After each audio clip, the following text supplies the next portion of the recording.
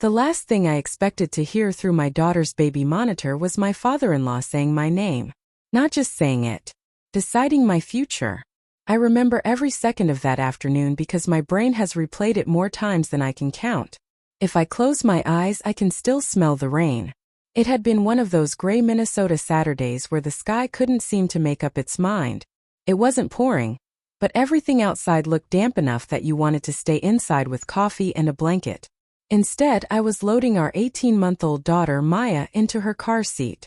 Ethan stood in the driveway with one hand in his pocket, watching me buckle her in. "You sure you don't want me to come tomorrow?" he asked. "I thought your dad needed help." "He does." His answer came a little too quickly. I looked at him for another second. Normally I would have pushed. Instead I just nodded. "Then we'll see you tomorrow." He smiled. Not a big smile. Just enough. The kind of smile married people give each other after a small disagreement they've decided isn't worth having. At least that's what I thought it was. The argument had been stupid. Grace, my older sister, had invited Maya and me to spend the night because she'd found an old wooden rocking horse at an antique shop. She'd spent 3 days cleaning it up herself. Meanwhile, Ethan's father, Robert, had apparently called that morning needing help with paperwork. That was the exact word Ethan used. Paperwork. Robert always had paperwork. Insurance. Taxes. Rental properties. Investment files. Trust meetings. I honestly stopped asking years ago. Robert liked being needed. Ethan liked feeling useful. That had always been their thing. I kissed Ethan goodbye through the open car window. He leaned in and kissed Maya's forehead. "Be good for Mommy." She answered by trying to grab his glasses. He laughed. Everything looked normal. That's the dangerous thing about hindsight. Normal can be the perfect disguise. Grace lived only 35 minutes away. Maya fell asleep halfway there. By the time I pulled into Grace's driveway, I realized I'd left the diaper bag. Not forgotten in the house. Not sitting by the front door. I'd left it in the detached garage while loading the stroller. Every extra outfit. Every diaper. Her medicine. Everything. Grace looked out her front window as I walked up carrying Maya. "You okay?" "I have to run back." "You literally just got here." "I know. I've got Maya. I'll be 20 minutes. Grace took Maya without another question. She'd always been good at reading when I wanted conversation and when I didn't. I got back into my SUV and headed home. The rain had picked up just enough that windshield wipers made that soft rhythmic sound people stopped noticing after a while. Halfway home I remembered something else. The baby monitor. We'd bought one of those Wi-Fi monitors after Maya was born. Video. Audio. Phone access. I'd checked it countless times from work whenever Ethan stayed home with her. I hadn't even thought about it when we left because Maya wasn't in her crib. The camera was still plugged in upstairs. It would just be pointing at an empty room. Or so I assumed. When I pulled into our driveway, Ethan's truck was still there. Another SUV sat behind it. Robert's. I frowned. I hadn't expected him to arrive so soon. Maybe the paperwork couldn't wait. I didn't even go inside. The garage door was still unlocked. My diaper bag sat exactly where I'd left it. Picked it up. Then I remembered Maya's favorite stuffed rabbit. The little gray one she'd refused to sleep without all week. I sighed. Of course. I didn't want to ring the front doorbell and make the dogs bark. So I opened the baby monitor app. I figured I'd use the camera to see if Ethan had carried the rabbit upstairs. It seemed easier than wandering through the house if they were in the middle of something. The video loaded. The nursery was empty. Crib. Changing table. Rocking chair. Everything exactly where it belonged. I was about to close the app when I heard footsteps. Not upstairs. Downstairs. The microphone picked them up faintly. Then voices. The camera couldn't see them, but the microphone could hear them. Robert spoke first. "You've waited long enough." A pause. Then Ethan answered. "I know." His voice sounded tired. Not angry. Just exhausted. Another pause. Then Robert said the sentence that stopped me cold. "I don't know how much longer you can keep Charlotte from finding out." My hand froze around the diaper bag. Every muscle in my body locked. I didn't even realize I had stopped breathing. There was a long silence. Then Ethan spoke. "So do I." Another pause. Then quietly, I don't know how much longer I can keep her from finding out. I stared at my phone. The rain tapped against the garage roof. Somewhere outside, a car drove past. Inside the speaker, I heard papers sliding across the table. Robert spoke again. She doesn't need to know. More paper. A chair scraped against the floor. Once the paperwork is finished. He paused. It won't matter. I felt something cold settle into my stomach. Paperwork. Charlotte. She doesn't need to know. It won't matter. There are moments when your brain tries to protect you. Mine immediately searched for innocent explanations. Maybe they were planning a surprise. Maybe it involved money. Maybe Robert was helping Ethan with taxes. Maybe, but every possibility collapsed under the weight of one simple question. If there was nothing wrong, why hide it from me? I should have walked into the house. I should have demanded answers. Instead, I stayed perfectly still inside the garage, listening to the rain and the quiet static coming through my phone, suddenly afraid that if either of them looked outside, they would somehow know I had heard everything. I don't remember deciding to leave. One second I was standing in the garage with my phone in one hand and Maya's diaper bag in the other. The next, I was sitting behind the steering wheel, staring through the windshield while the rain blurred the world outside. My hands were shaking. Not violently. Just enough that I noticed the keys lightly tapping against the steering column. I looked down at my phone. The baby monitor was still connected. I could hear muffled voices, but they had moved farther away. I couldn't make out any words anymore. For a moment I considered turning the volume all the way up. Then I stopped myself. I didn't want to become someone hiding in her own driveway, trying to piece together half a conversation. I closed the app. The silence inside my SUV felt almost louder than the voices had. As I backed out of the driveway, I caught a glimpse of the living room window. The curtains were open. I couldn't see Ethan or Robert. Just the warm glow of the lamp we'd bought together after moving into the house. I remembered arguing over that lamp because I thought it was too expensive. Ethan had smiled and said, "We're going to look at it every day for years. It's worth buying something we'll actually love." At the time, I thought that was one of the sweetest things he'd ever said. Now, I wondered how many other conversations we'd had where only one of us knew the whole truth. By the time I got back to Grace's house, my face felt completely normal. At least I hoped it did. Grace opened the front door before I even reached it. That was fast.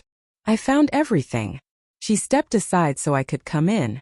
Maya was sitting on the living room rug, completely fascinated by the old rocking horse Grace had restored. She squealed the second she saw me. I smiled automatically. There are some smiles that come from happiness. Others come from instinct. This one belonged to motherhood. I knelt beside her, kissed the top of her head, and handed her the stuffed rabbit. She hugged it immediately. Watching her, I felt a wave of guilt. Nothing had actually happened. At least not that I understood. Maybe I was making something out of nothing. Maybe there was a perfectly reasonable explanation. I desperately wanted there to be. Grace disappeared into the kitchen and came back carrying 2 mugs of coffee. She handed one to me before sitting across from me. "You and Ethan okay?" The question was casual. Too casual. I looked up.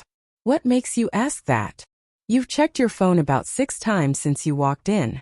Had I? I hadn't even noticed. "I've just got work on my mind." Grace gave me a look that only older sisters can give. The kind that says, "I know you're lying, but I'll let you decide when you're ready to tell me the truth." She didn't push. Instead, she changed the subject. She asked about one of my patients. We talked about Maya's newest words.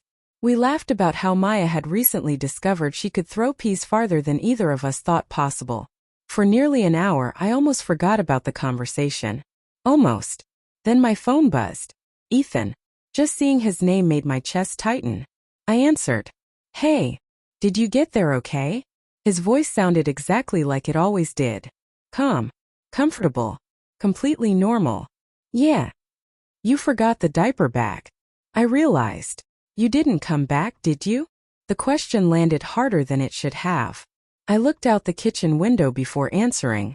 "I did." A pause. "Oh. I just grabbed it from the garage." Another pause. "Were you here long?" It was only a few words, but something about the way he asked them made every alarm in my head go off. Not, did you get everything? Not, sorry you had to drive back. Just, were you here long? I kept my voice even. No. Okay. Another brief silence. Drive safe coming home tomorrow. You too. We hung up. I stared at the dark screen for several seconds. Grace was watching me from across the table. What? You look like you're listening to something that isn't being said. I forced a small laugh. Occupational hazard. She smiled. I guess reading people comes with the job. If only she knew. Because that was exactly what I was trying to do. Only the person I couldn't read anymore was my own husband. That night, after Maya finally fell asleep in the guest room, I couldn't sleep. The house was quiet. Grace had gone upstairs hours earlier. I lay on the couch with nothing but the glow of my phone lighting the room. The baby monitor app was still installed. I opened it again. Not because I expected to hear anything. Because I wanted to know whether I had imagined the whole thing. The recording history caught my attention. I frowned. I hadn't realized the monitor automatically saved short event clips whenever it detected sound. There were several recordings from that afternoon. Most were only a few seconds long. A door closing. Footsteps. The dogs barking. Then one clip. 3 minutes and 41 seconds. My heartbeat quickened. I pressed play. The screen showed the empty nursery. The audio began. Footsteps. Paper rustling. Then Robert's voice. You've waited long enough. I closed my eyes. It was real. Every word. Every pause. Every second. I wasn't imagining any of it. Then Ethan spoke again. I know. The conversation continued exactly as I remembered. Until the recording ended. I sat there in complete silence. One thought kept circling through my mind. If this conversation had been innocent, why hadn't Ethan simply told me about it? I locked my phone, but I couldn't lock away the feeling growing inside me. For the first time since we'd been married, I realized I wasn't afraid of what I knew. I was afraid of what I didn't. I barely slept. Every time I closed my eyes, I heard the same sentence. She doesn't need to know. It wasn't just the words. It was the confidence behind them. As if the decision had already been made. As if I wasn't part of my own life. Around 6 in the morning, I gave up on trying to sleep. Grace's house was quiet except for the soft hum of the refrigerator and the occasional creak that old homes make before the sun comes up. I started a pot of coffee. A few minutes later, Maya's sleepy voice drifted down the hallway. She wasn't crying. She was talking to her stuffed rabbit in the serious little language only toddlers seem to understand. I smiled despite everything. Some things still made perfect sense. She wanted breakfast. She wanted to be held. She wanted to show me that her rabbit could sit in the tiny wooden rocking horse Grace had found. For the next hour, I focused entirely on her. We made oatmeal. Most of it ended up on the tray of her high chair instead of in her mouth. She laughed every time I pretended to be shocked. Normally, those moments filled me completely. That morning, they felt different. Not because Maya had changed. Because I had. Every few minutes, my mind wandered back to Ethan. Had he slept well? Was Robert still at the house? Were they sitting at our kitchen table drinking coffee as if yesterday had never happened? The ordinary questions suddenly felt impossible to answer. Grace walked into the kitchen wearing an oversized sweatshirt and tied her hair into a loose ponytail. You've been up a while. I couldn't sleep. She poured herself coffee and leaned against the counter. Bad dream. I hesitated. Something like that. She studied me for a second. You know, you're terrible at pretending you're fine. I thought I was getting better. You are. She smiled. But I've known you for 37 years. That made me laugh. Just a little. Grace reached over and stole a strawberry from Maya's plate. Maya protested immediately. Hey, Grace said with exaggerated seriousness. I was quality testing it. Maya frowned in a way that looked remarkably like my mother. For a few minutes, everything felt normal again. Then my phone buzzed. A text from Ethan. Morning. Hope you two slept okay. Maya behaving? I stared at the screen. Nothing about the message looked unusual. No apology. No nervousness. No sign that he'd spent part of yesterday discussing something he was intentionally keeping from me. I typed a response. We slept fine. Heading home after lunch. He replied almost instantly. Sounds good. Drive safe. That was it. I slipped my phone into my pocket. Grace noticed. Him. Yeah. You two make up? We weren't really fighting. She nodded slowly. Charlotte. I looked up. You know the difference between avoiding conflict and solving it? I didn't answer. She wasn't expecting one. It's okay if everything isn't okay. The word stayed with me long after she left the kitchen. By late morning, Maya was chasing a bright yellow ball across Grace's living room while I helped wash breakfast dishes. I caught myself checking the clock every few minutes.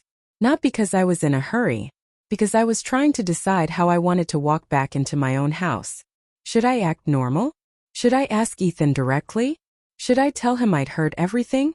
Every option felt wrong. I kept coming back to one simple fact. I didn't actually know what the conversation meant. I knew what I'd heard. I didn't know what it meant. There was a difference. A big one.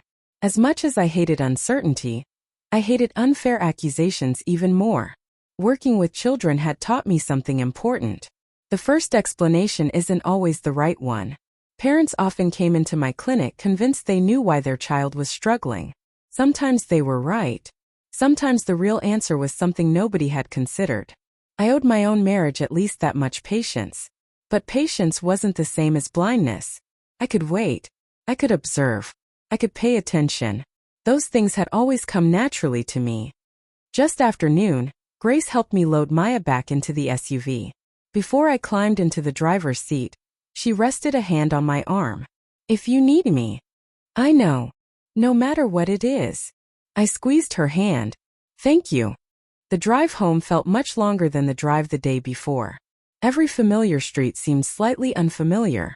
The grocery store where Ethan and I always argued about buying too many snacks. The little coffee shop where he'd surprised me on my birthday 2 years earlier. The neighborhood park where we'd taken Maya for her first trip down the baby slide. Nothing had physically changed, but every memory now carried a tiny question mark. When I pulled into our driveway, Ethan opened the front door before I had even turned off the engine. He walked outside smiling. There are my girls. He lifted Maya into his arms, and she wrapped both hands around his neck without hesitation. Watching them together hurt in a way I hadn't expected. He loved her. There wasn't the slightest doubt about that. Maybe that was what made everything so confusing. People are taught to believe that someone either lies about everything or tells the truth about everything. Real life doesn't work that way. Someone can be a wonderful father and still keep devastating secrets. Ethan kissed Maya's forehead before looking at me. You okay? I forced myself to meet his eyes. I'm just tired. You look tired. I didn't sleep much. He nodded sympathetically. Long night with Maya? Something like that. For the briefest moment, I thought I saw uncertainty cross his face. Not guilt. Not fear. Just uncertainty. As if he wanted to ask me another question. Instead, he picked up the diaper bag from the back seat. I'll bring this in. Thanks. I followed him into the house we'd shared for nearly 9 years. Everything looked exactly the way we'd left it. Maya's tiny shoes by the door. Family photos lining the hallway. The blanket folded over the couch. The scent of Ethan's coffee lingering in the kitchen. Nothing was out of place. And somehow, that made me trust the house less than I ever had before. For the next few days, I made a decision that surprised even me. I wasn't going to search Ethan's phone. I wasn't going to follow him. I wasn't going to accuse him of anything. I was simply going to pay attention. Really pay attention. It's amazing what you notice once you stop assuming everything is fine.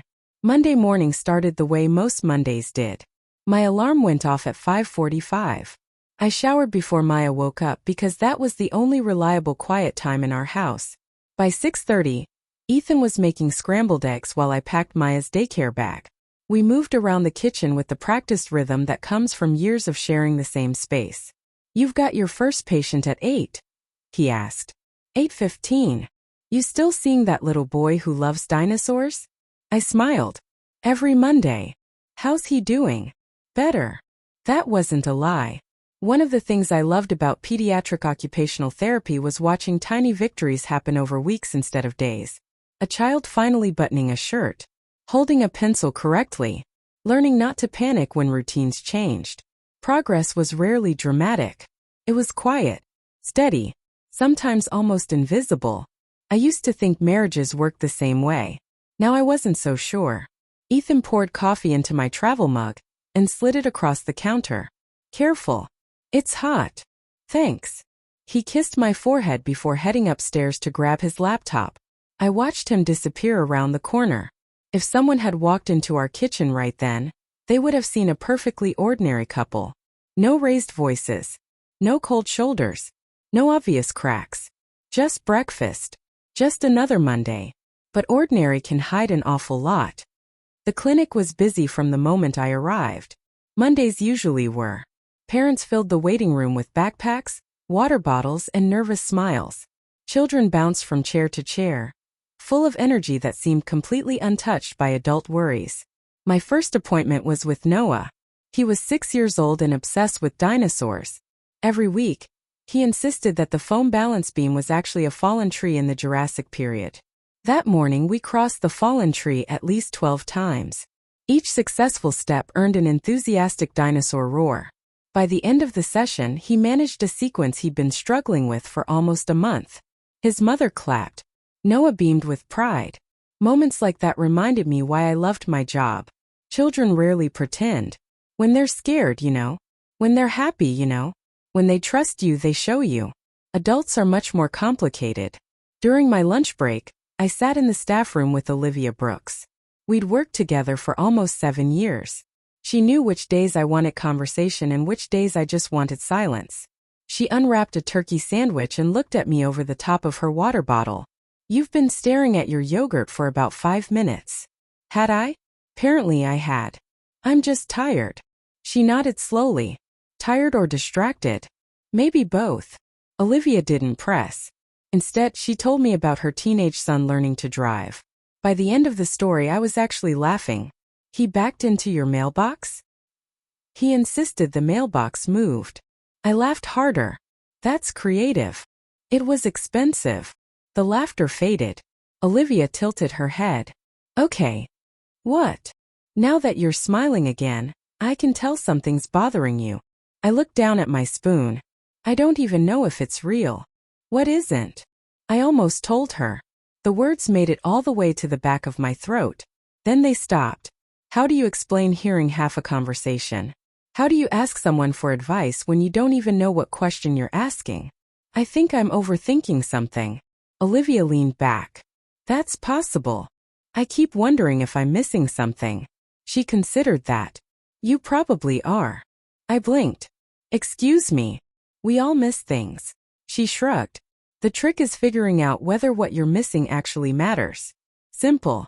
Reasonable. Completely unhelpful. And yet somehow those words stayed with me. That afternoon, just before I left work, I checked my phone. 2 missed calls from Ethan. 1 voicemail. I frowned. Ethan almost never called twice unless something was wrong. I listened to the message. Hey, nothing urgent. Just wondering if you could pick up more coffee beans on your way home. We're almost out. Call me when you can. His voice sounded perfectly normal. I called him back. Sorry, I was with a patient. No problem. You scared me. Why? The 2 missed calls. Oh. He laughed softly. I forgot you were probably in sessions. I'll grab the coffee. Thanks. Then, almost casually, he asked, how's your day been? Busy. You sound exhausted. I kind of am. There was a pause. I've been thinking, he said. About what? We should take a weekend off. I frowned. What do you mean? Just us. My parents could watch Maya. The suggestion caught me off guard.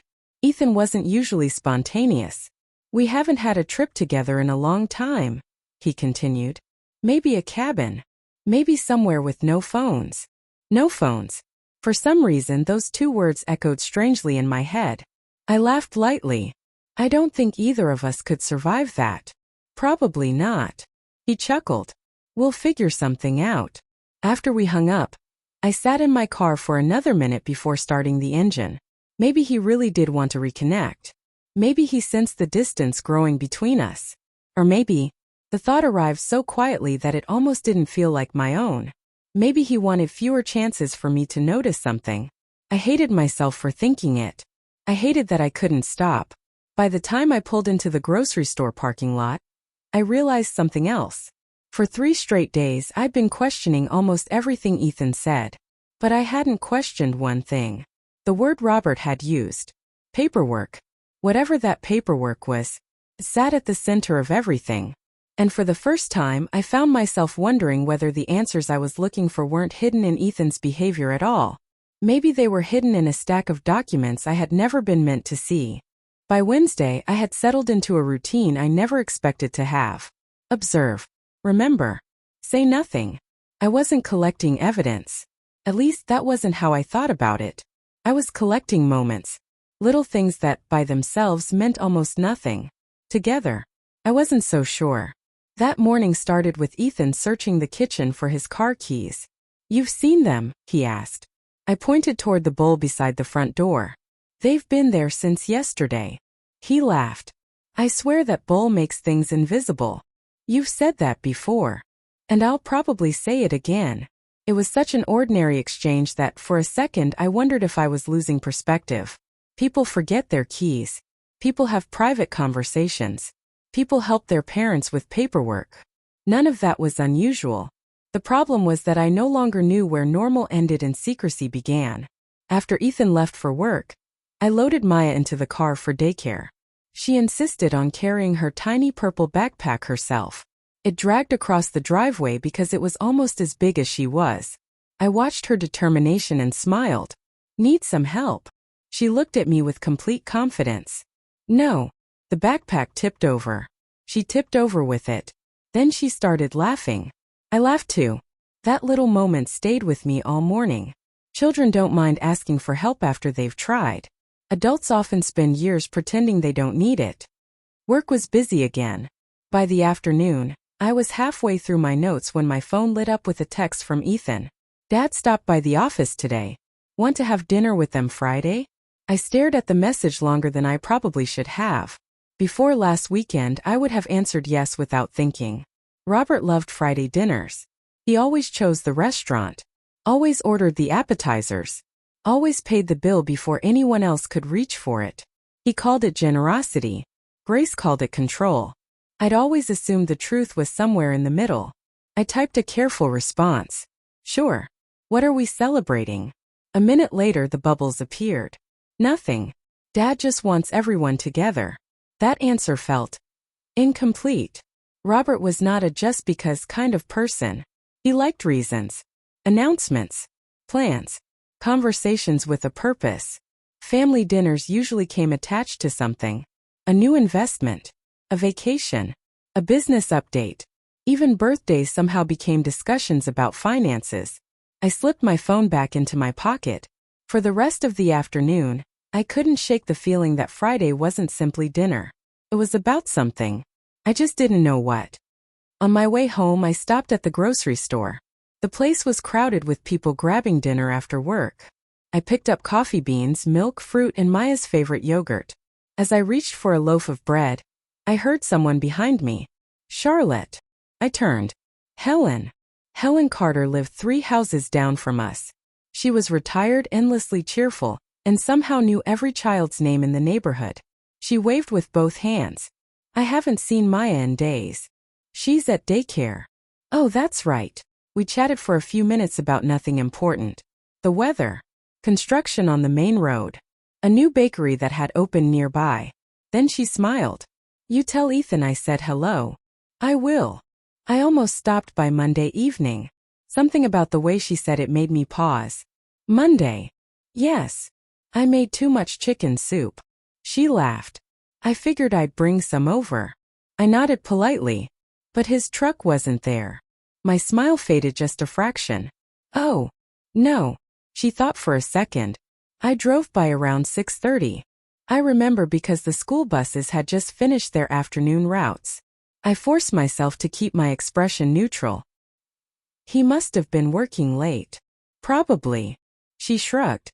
"I just assumed all of you were out." The conversation moved on. She recommended the bakery again. I wished her a good evening. Then I stood in the bread aisle for several seconds after she'd walked away. Monday, 6:30. No truck. I pulled out my phone. Without really thinking, I opened my text history with Ethan. Monday. At 5:52 p.m. His message. Leaving the office now. Should be home in 20. I frowned. 20 minutes. That would have put him home around 6:15. According to Helen, his truck wasn't there at 6:30. Maybe she'd simply missed it. Maybe he'd parked somewhere else. Maybe he'd gone back out. There were plenty of reasonable explanations. But it was the first time someone else's memory didn't match Ethan's timeline. Just one small inconsistency. Nothing more. Nothing less. That evening, after Maya had gone to bed, Ethan sat beside me on the couch watching a baseball game neither of us was really paying attention to. He stretched his arm across the back of the couch. You've been quiet this week. Have I? A little. I think work's catching up with me. He nodded. I've had one of those weeks too. I looked over at him. Busy. Yeah. What have you been working on? The question sounded casual. I meant it to. He answered without hesitation. A renewal account. Complicated. Very. Then he smiled. You'd hate it. I probably would. We both laughed softly. A minute later, his phone vibrated on the coffee table. He glanced at the screen. Not long. Barely a second. Then he flipped the phone face down. It wasn't dramatic. It wasn't suspicious by itself. People do that all the time. Till before last Saturday, I don't think I would have noticed. Now I noticed everything. He picked the phone up a few minutes later. I've got to answer this. He walked into the kitchen. He didn't close the door. He didn't whisper. He simply lowered his voice enough that I couldn't hear the conversation. I watched the baseball game without seeing any of it. When he came back, he smiled. Sorry about that. Everything okay? Yeah. Who was it? He sat down and reached for the remote. My dad. Just 2 words. Simple. Ordinary. But something inside me tightened. Because whether he meant to or not, every time Robert's name came up now, it felt like another piece of a puzzle I hadn't chosen to solve. And I was beginning to suspect that the picture waiting at the end wasn't anything like the life I thought I was living. Thursday evening, after Ethan fell asleep, I lay awake staring at the ceiling. The house was silent. The dishwasher had finished its cycle. The dryer had stopped humming. Even the neighborhood seemed unusually still. Beside me, Ethan slept on his side, one arm tucked under his pillow the way he always had. There was something strangely heartbreaking about watching someone sleep, when you no longer knew whether you trusted them. He looked exactly like the man I'd married. The man who cried when Maya was born. The man who stayed up all night repainting her nursery after deciding the first shade of yellow was too gloomy. The man who brought me coffee every morning without being asked. The same face. The same voice. The same wedding ring. And yet somehow, not the same certainty. I carefully slipped out of bed without waking him. Carrying my phone, I walked downstairs and curled up in the corner of the living room sofa. The only light came from the lamp beside the fireplace. I opened the baby monitor app. Again. I had promised myself I wasn't going to obsess over the recording. That promise had lasted less than a day. I pressed play. You've waited long enough. Robert's voice sounded calm. Almost bored. I know. Ethan. Quiet. Tired. I don't know how much longer you can keep Charlotte from finding out. A pause. So do I. Another pause. I don't know how much longer I can keep her from finding out. Every time I listened, I noticed something different. Not in the words. In the spaces between them. Robert never sounded uncertain. Ethan always did. Robert spoke like someone giving instructions. Ethan sounded like someone carrying something heavy. I replayed that section 3 more times. The 4th time I realized something that hadn't occurred to me before. Robert had said, "You can keep Charlotte from finding out." You should. You need to. He spoke as if Ethan had already been doing it. For a while. Long enough that Robert expected it to continue. That tiny difference in wording sent a chill through me. Whatever this secret was, it wasn't new. The next morning I almost deleted the recording. Not because I wanted to forget it. Because I hated the person I was becoming. Suspicious. Distracted. Secretive. I didn't like hiding things from Ethan. Even now. Especially now. Instead, I created a folder on my phone labeled Insurance. It wasn't clever. It wasn't meant to be. I simply moved the recording there so I wouldn't accidentally lose it if I cleaned out old files. Then I locked my phone and left for work. Around lunchtime, Olivia knocked gently on my office door. "You've got 5 minutes?" "I think so." She stepped inside carrying 2 cups of coffee. I decided we both needed a break. I accepted one gratefully. "You're officially my favorite coworker." "I know." She smiled before her expression softened. "Can I ask you something?" "Sure." "When you say you're tired." I waited. "Are we talking about work tired?" I looked down at my coffee. "No." "Marriage tired?" The question landed with surprising gentleness. I looked back at her. "What makes you think that?" "Because I've known you long enough to recognize the difference." I let out a slow breath. "I think Ethan's hiding something." Olivia didn't interrupt. Didn't rush to reassure me. Didn't immediately assume the worst. She simply listened. "I don't know what it is," I continued. "And I don't know whether it's serious. But something feels off." She nodded once. "Have you asked him?" "Not directly." "Why not?" "Because I'm afraid of the answer." The words formed instantly in my mind, but what I actually said was, "I don't have enough information." Olivia leaned back in her chair. "Sometimes that's true. And sometimes we keep collecting information because we're hoping we'll never have to ask the difficult question." I looked away. She wasn't accusing me. She was describing me. "I don't want to be unfair." "I know." She smiled sadly. "But don't be unfair to yourself either." That afternoon, I left work a little earlier than usual. Maya had a pediatric checkup scheduled. Everything went exactly the way toddler appointments usually go. She proudly showed the doctor her stuffed rabbit, refused to let anyone look in her ears, accepted a sticker as though she'd won an Olympic medal. For 30 wonderful minutes, life felt refreshingly uncomplicated.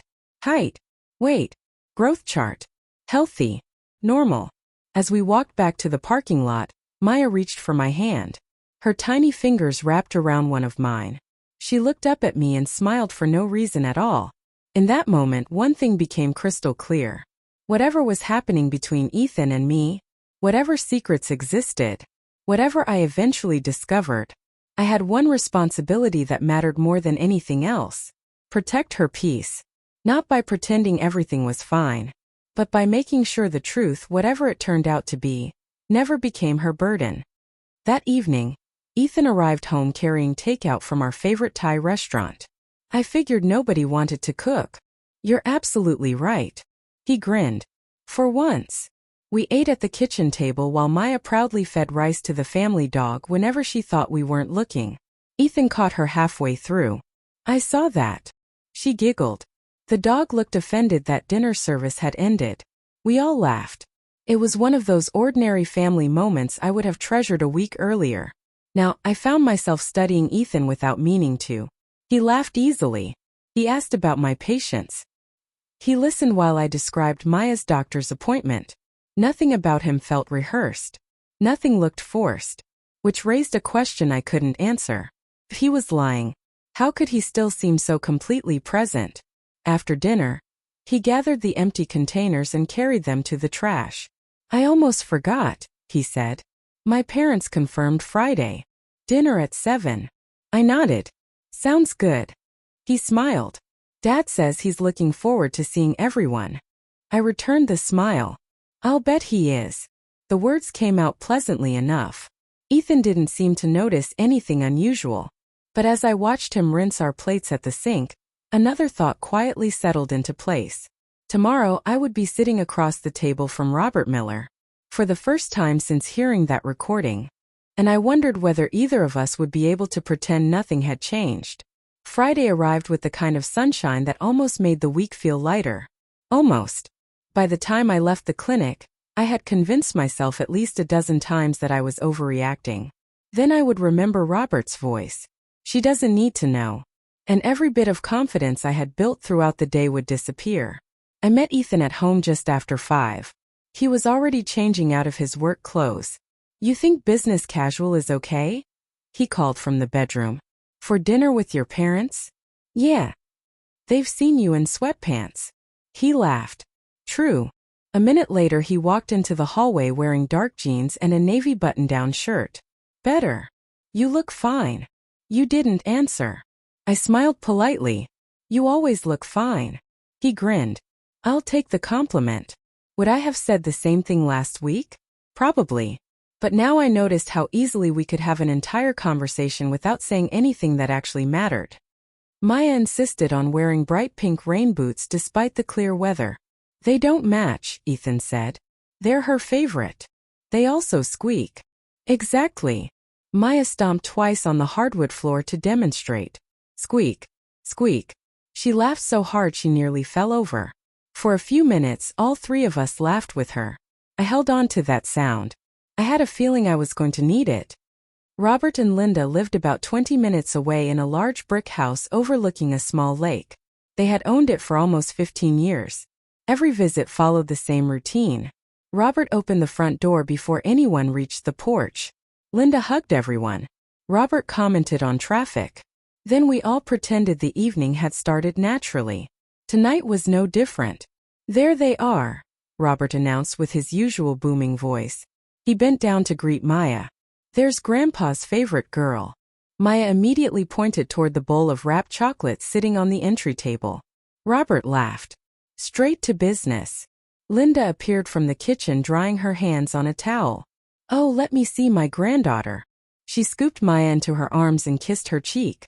You've gotten taller. I think you say that every week, Ethan joked. Because it's true every week. The house smelled like roasted chicken and fresh bread. Everything looked exactly as it always had. Family photographs lined the hallway. Vacation souvenirs covered the shelves. Robert's framed community awards hung neatly in his office. A perfect family. Or at least a carefully presented one. Dinner began pleasantly enough.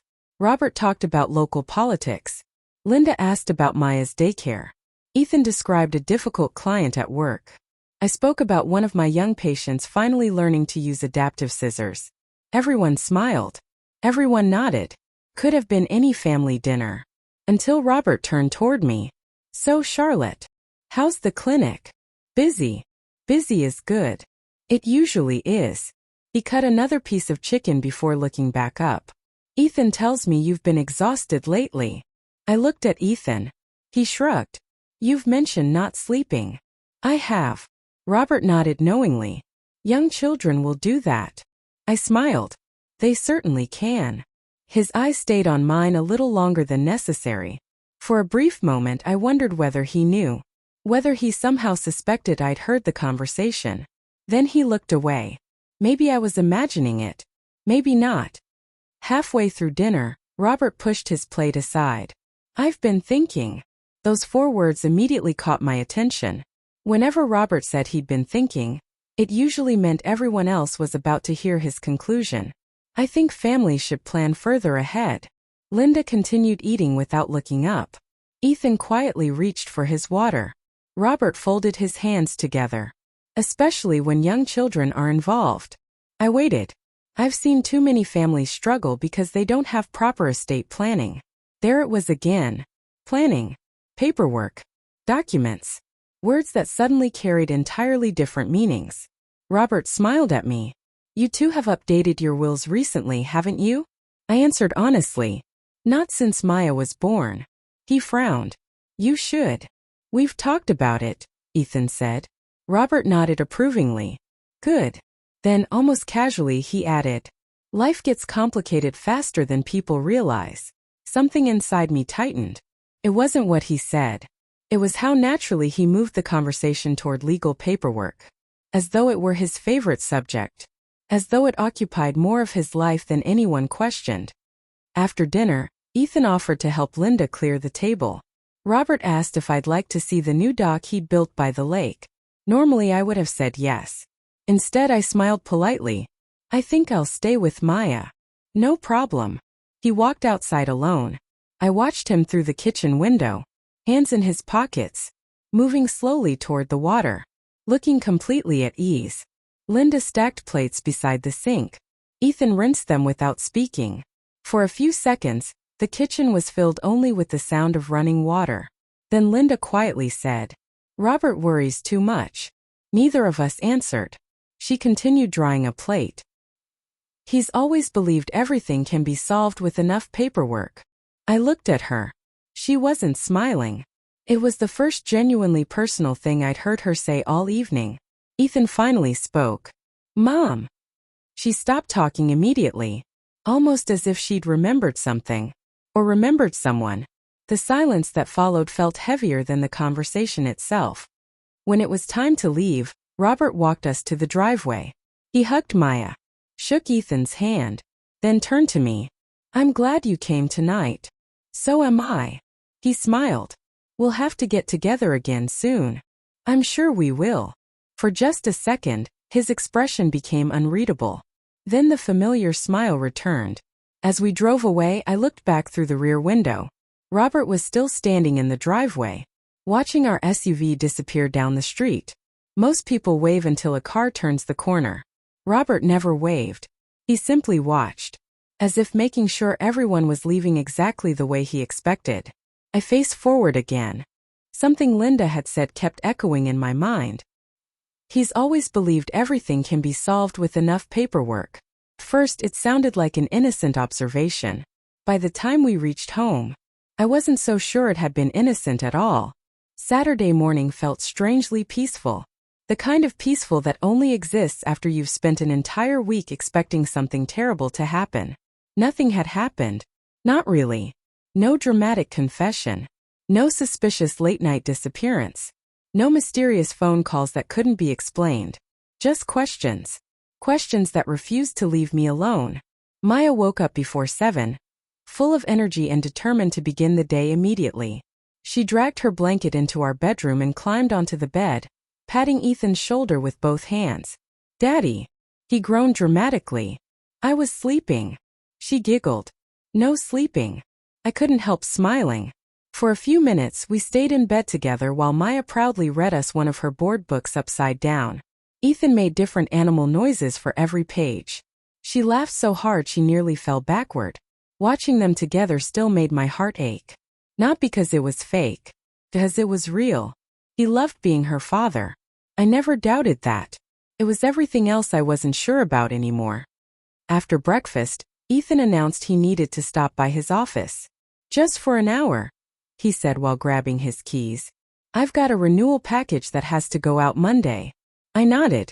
"No problem. You two need anything while I'm out?" I looked toward Maya, who was trying to convince the dog to wear one of her tiny socks. "I think we're covered." He laughed. "I'll be back before lunch." He kissed Maya. Then he kissed me. It wasn't awkward. It wasn't forced. It was the same quick kiss we'd shared thousands of times. When the front door closed behind him, I stood in the entryway longer than I realized. There had been a time when I never questioned where Ethan was going. Now I caught myself wondering whether he had actually driven toward his office. I hated that thought. Even more, I hated how natural it was becoming. Around 10:30, the doorbell rang. I assumed it was a package. Instead, it was our mail carrier. "Morning," he said with an apologetic smile. "Looks like one of your neighbor's letters ended up in your mailbox yesterday." He held out a large white envelope. I glanced at the address. It wasn't a neighbor's. It was ours. He frowned. "Sorry." He turned it over. "My mistake. This one belongs here." I accepted it. "No worries." After he left, I looked down at the envelope. There was no handwritten address. Only a printed label. Ethan Miller. Personal and confidential. Across the upper left corner was the logo of a law office I didn't recognize. I wasn't in the habit of opening mail addressed only to Ethan. I carried it inside and set it on the kitchen counter. That should have been the end of it. Instead, I found myself staring at it every time I walked through the kitchen.